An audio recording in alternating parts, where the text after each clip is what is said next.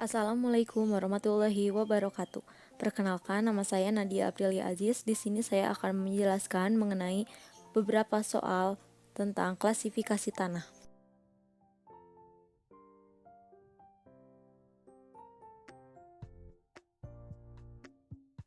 Sebelumnya, kita harus mengetahui sistem klasifikasi tanah itu apa.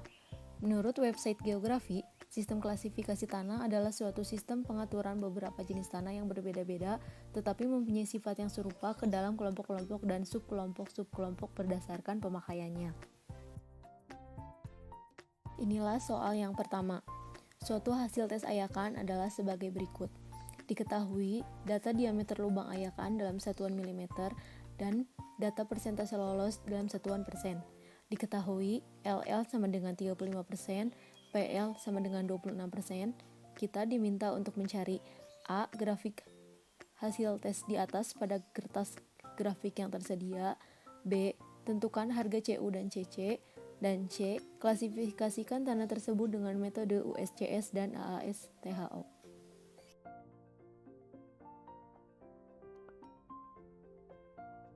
Untuk menjawab bagian A, inilah hasilnya. Grafik dan kurva distribusi ukuran sesuai dengan data hasil tes ayakan.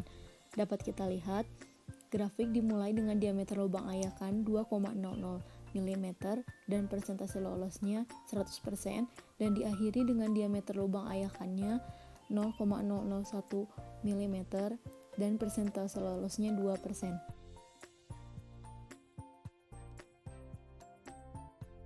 Selanjutnya, di bagian B kita diminta untuk menentukan harga CU dan CC.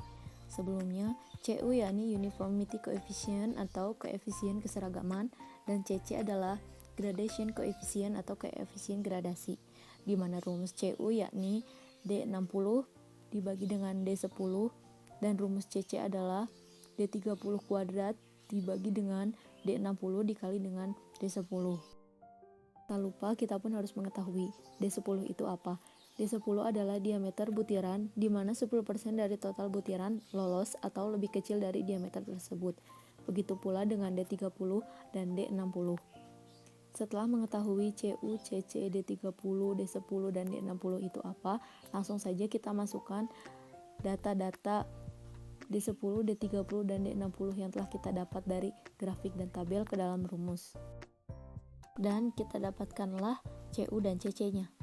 CU sama dengan 6,333 dan CC sama dengan 1,692. Untuk C yang pertama, kita diminta untuk mengklasifikasikan tanah dengan metode USCS. Sebelumnya, analisa USCS atau Unified Soil Classification System didasarkan pada sifat terstruktur tanah, dan sistem ini menempatkan tanah dalam dua kelompok, yakni tanah berbutir kasar dan berbutir halus. Untuk mengerjakan soal klasifikasi tanah dengan metode USCS ini, kita harus mengetahui terlebih dahulu berapa persen butiran yang lolos ayakan nomor 4 dan 200.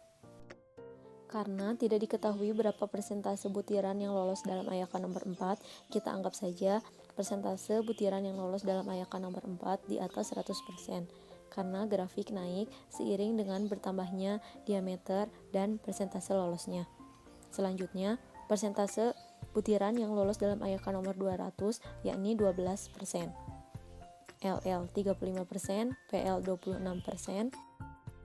Dan untuk mengetahui PI, kita dapat menggunakan rumus LL dikurangi dengan PL, yakni 35% dikurangi 26%, sehingga PI-nya adalah 9%. Dan CU sudah kita ketahui dari data sebelumnya, yakni 6,333, dan CC sama dengan 1,692. Langkah selanjutnya, untuk mempermudah mengklasifikasikan tanah, kita dapat menggunakan tabel USCS ini. Di sebelah kanan terdapat dua tabel, yakni tabel yang atas atau Coarse Granite Soil dipergunakan ketika persentase lolos ayakan nomor 200-nya di bawah 50%, dan tabel yang bawah atau Fine Granite Soil dipergunakan ketika persentase lolos ayakan nomor 200-nya di atas 50%. Karena data persentase lolos ayakan nomor 200 kita 12%, sehingga kita menggunakan tabel yang atas atau tabel Coarse Granite Soil. Setelah kita mengetahui tabel mana yang akan kita gunakan, yaitu tabel coarse granite soil, langsung saja kita lanjutkan ke kolom selanjutnya, yakni berapa persentase butiran yang lolos dalam ayakan nomor 4. Kita anggap persentase butiran yang lolos dalam ayakan nomor 4 yakni di atas 100%, sehingga kita menggunakan tabel yang atas, yakni yang lebih besar dari 50%. Selanjutnya, kita masuk kepada kolom yang ketiga untuk menentukan berapakah persentase butiran yang lolos dalam ayakan nomor 200.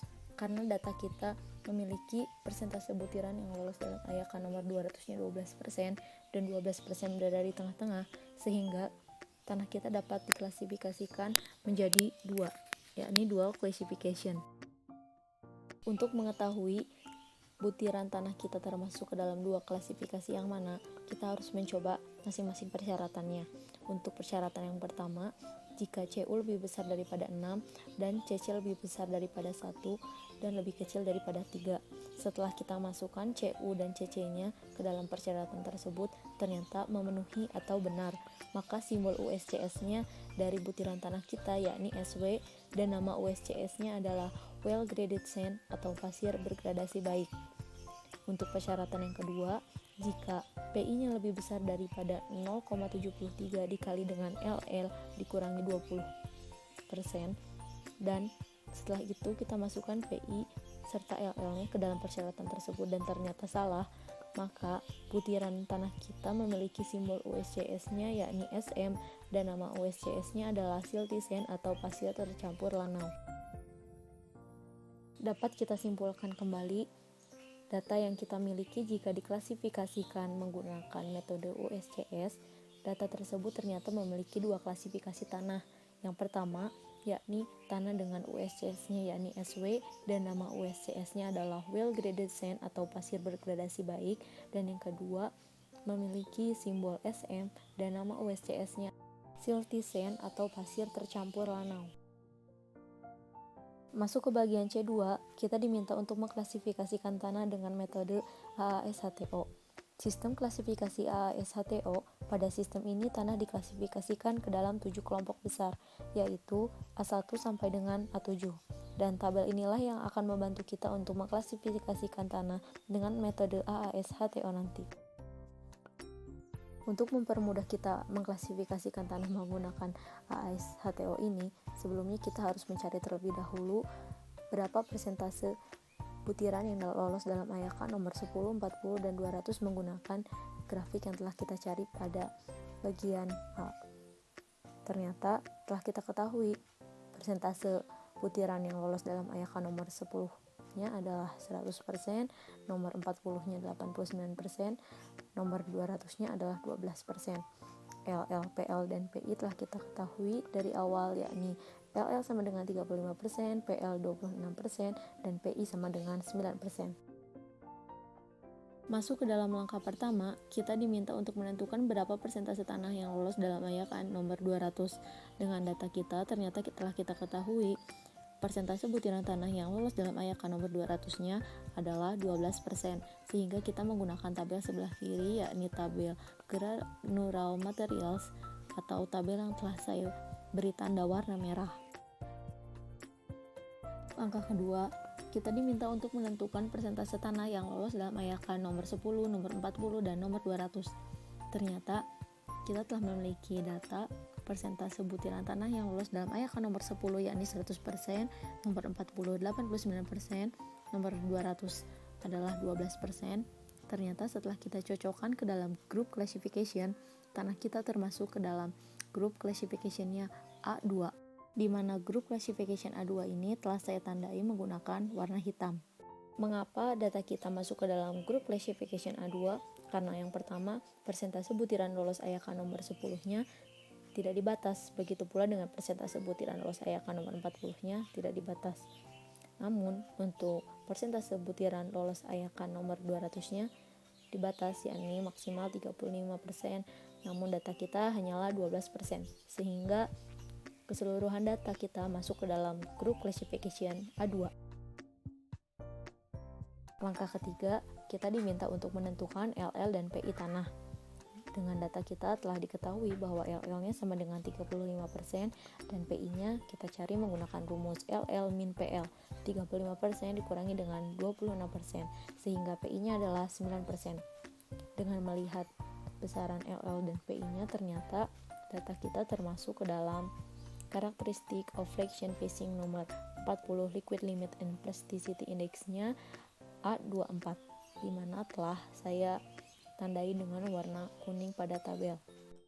Mengapa data kita masuk ke dalam A24? Karena LL kita sendiri hanya 35% dan masuk ke dalam tabel A24 yang LL-nya ditentukan maksimal 40% dan PI kita 9%, dan pada data A24 ini ditentukan bahwa PI-nya maksimal haruslah 10%. Sehingga dapat kita simpulkan, yang pertama, kelompok tanah kita adalah A24, yang kedua, jenis material pokoknya adalah silty or clay gravel sand atau kerikil dan pasir kelanawan atau kelempungan, dan yang ketiga, tingkat kegunaan sebagai subgrade-nya excellent to good atau sangat baik hingga baik.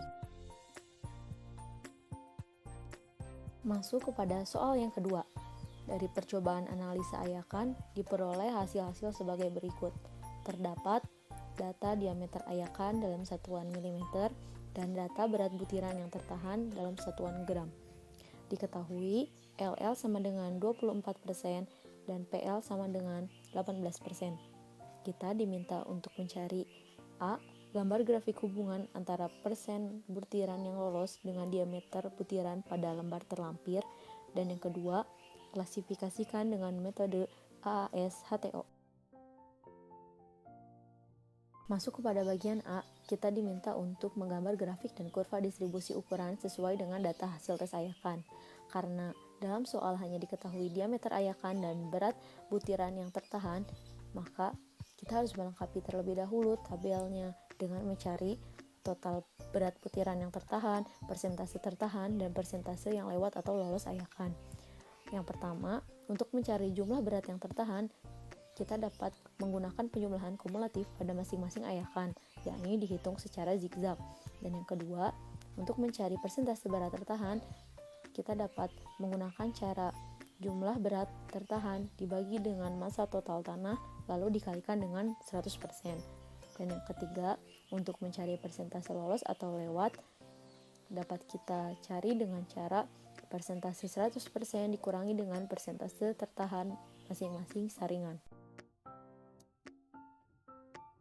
Dengan menggunakan data diameter ayakan dan jumlah persentase yang lolos atau lewat ayakan tadi, kita dapat menggambarkan grafik, sehingga grafiknya terbentuklah seperti ini.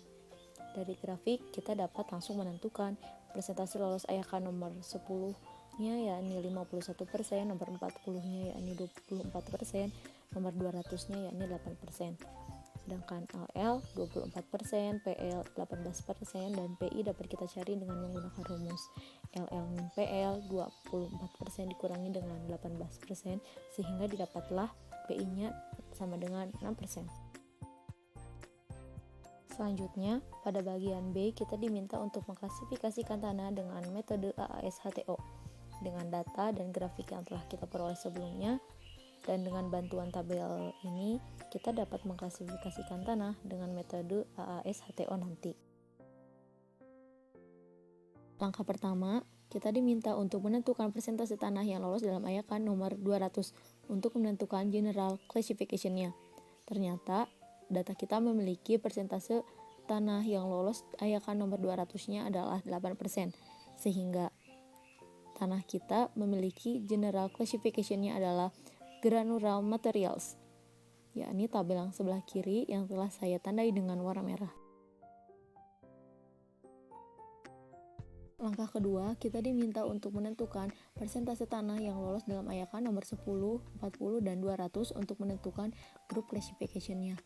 Ternyata, data kita memiliki persentase tanah yang lolos dalam ayakan nomor 10-nya 51%, nomor 40-nya 24%, nomor 200-nya 8%. Setelah dicocokkan dengan tabel, tanah kita memasuki grup classification-nya yakni A1.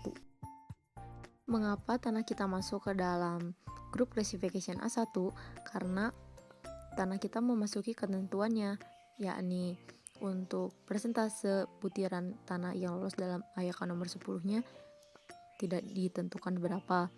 Persentase tanah yang lolos dalam AYK nomor 40-nya 24%, dalam A1 ini maksimal 50%, dan untuk persentase tanah yang lolos dalam AYK nomor 200-nya 8%, dan untuk A1 ini maksimal boleh 15% dan 25%.